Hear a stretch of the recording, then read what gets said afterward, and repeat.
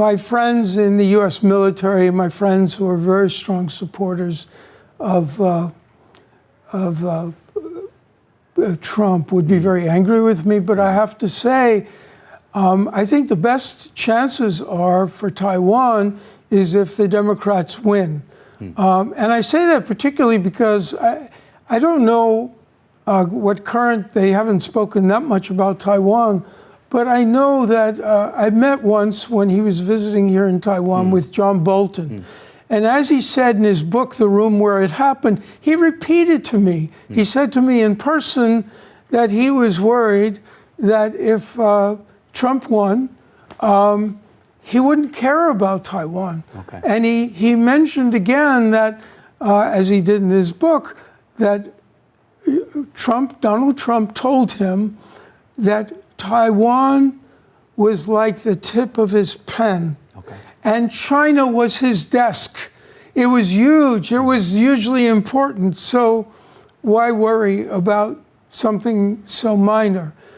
And now it's not minor to the 23 million people who live in Taiwan. And so I think the best bet for Taiwan and the best bet for America, if we're going to support democracies and freedom around the world. OK, all right. 所以 Bill 他这一次他的选边就是选 Bill, but not trying to counter you. If there's a defense of for Trump is such that Donald Trump he would say just whatever he wants to say, but whether or not he would do it is a different story. For example, J.D. Vance, even though he himself is pretty much an isolationist, argue for withdrawal or pull out all these United States resources from Ukraine and end the war right away. But he also said that defending Taiwan is very important. So the Trump team is more important than Trump himself. Do you agree with this kind of notion? Well, I think in general it's true that advisors have huge influence on presidential decisions. But we know coming out of the previous Trump administration that many of the people who advised him have rebuked him since then. Both military leaders and people who have served in the State Department, people who have served elsewhere in the U.S. government have said that they didn't trust Trump's decision-making.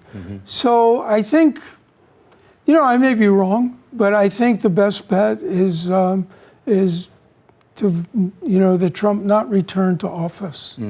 Okay, since you mentioned the likelihood of the electoral victory of Harris, we also are curious about her foreign policy, even though that, it's very little known to outsiders, especially people in Taiwan. So if she is elected as president of the United States, some reports say that people like Rebecca Lessener or Philip Gordon could be a potential candidates. I mean, could you kind of tell a little bit about from your intelligence or from your information about who are those candidates, likely candidates to serving for Kamala Harris and deal with the issue of Taiwan? Well, both of them have both of the candidates you've mentioned have experience on foreign policy. But I'd also like to see, since she said she might choose people who are Republicans, someone like Pete Buttigieg, somebody like,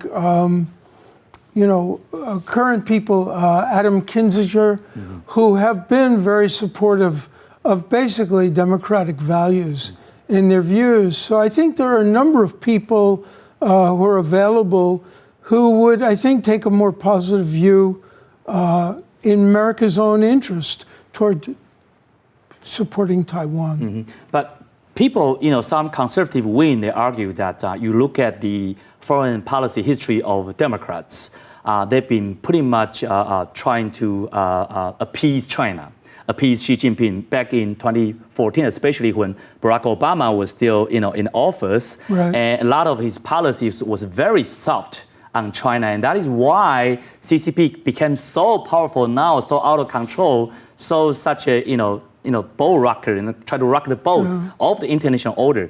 Do you agree with this kind of criticism? Yes. And also if Harris is in office, I think it also applies to the Republicans who, in my experience, both Republicans and Democrats were pretty soft about China. partly because it was perceived to be so economically important.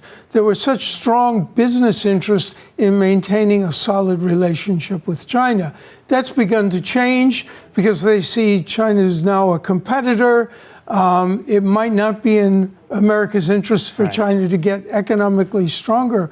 So I think overall, there's been a shift in public opinion, both among the Democrats and among the Republicans, to be more skeptical about China overall. Mm-hmm. So that is true. But, you know, I just don't know. I don't have confidence that Donald Trump will choose the right path. That's my problem. Also, quick follow-up. So if Trump wins this term, will he maintain his hawkish stance towards China and friendly approach to Taiwan? I mean, this might be an easy answer given the fact that he said, you know, several sentences kind of hurting Taiwanese people's feeling in recent times. Well, he's also been, you know, a proponent of a good relationship with Kim Jong-un, a good relationship with Xi Jinping, a good relationship with, you know, help us with Putin.